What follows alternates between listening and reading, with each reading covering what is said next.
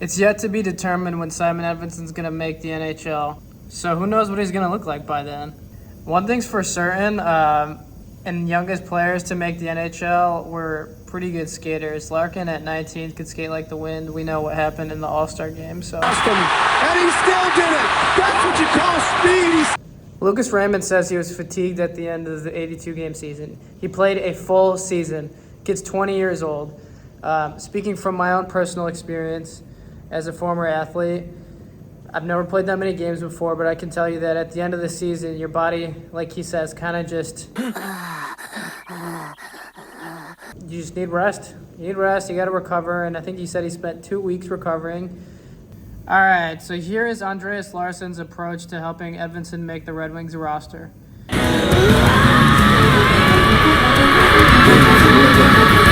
It's true. Part of making the NHL is passion. There are rare players like Dustin Byfuglien, Ryan Getzlaf. You're the last guy in the history of hockey to put his wheels on.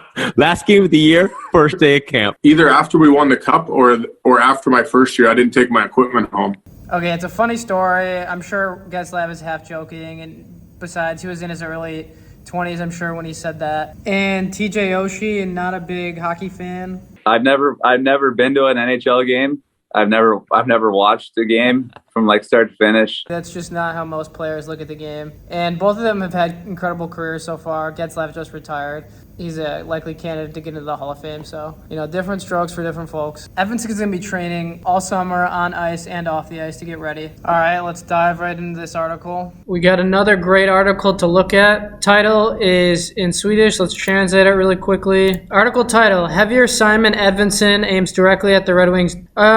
Who's this by? We will not know because it's blocked by Mother Trucking paywall. Thankfully, our boy Lars Thorsol, somewhere down here, translated it. I'm going to start with where Andreas talks about what kind of training he's going to do with Simon. We have created an individual plan based on strengths and weaknesses. It's all about working hard every day, but first and foremost, Simon is going to have the best legs for the season when the camp starts. That is making quite a statement. For established players, they are meant to peak at the end of the season, but if you are going over, and we have been doing this well over the years, you need to have top-notch legs.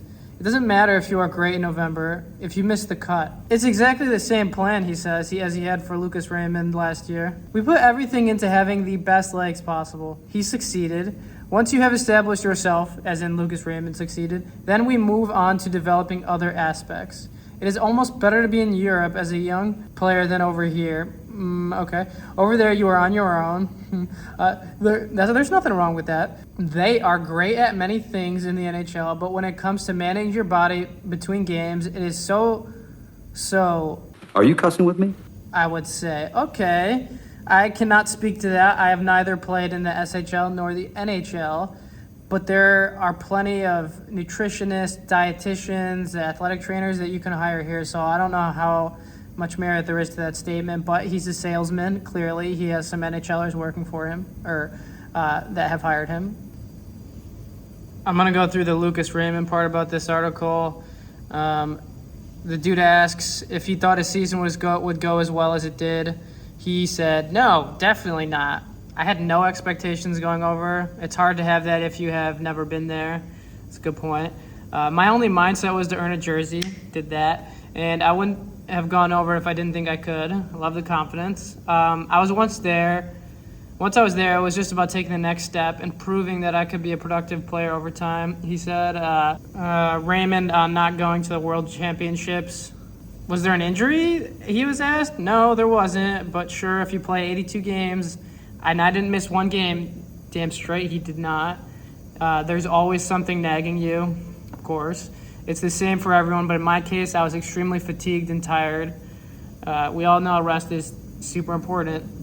Work hard, study well, and eat and sleep plenty. He started his vacation getting some sleep in. Article goes on, and part of getting rid of the jet lag, but also his body needed the rest.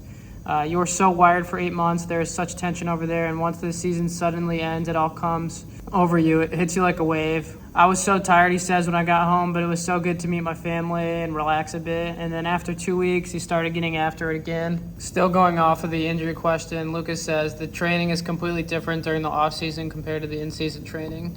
When you're playing games, it's mostly about staying in shape. It's hard to develop while playing games every other day, and it's totally true. Like he says, he's only 20. He's still developing physically and mentally. And he said, while he's training, I'm developing as well. I have a couple of years before I'm supposed to reach my peak. I don't want to stress anything. It'll come naturally. But of course, I can have an impact with my training. So, yeah, maybe Edvinsson will make it the first year. Maybe he won't. That's all I'm going to go with the article. I'm trying to make a video a day this week, so hope you guys enjoyed it and have a good weekend. Maybe I'll make one tomorrow. We'll see. Bye.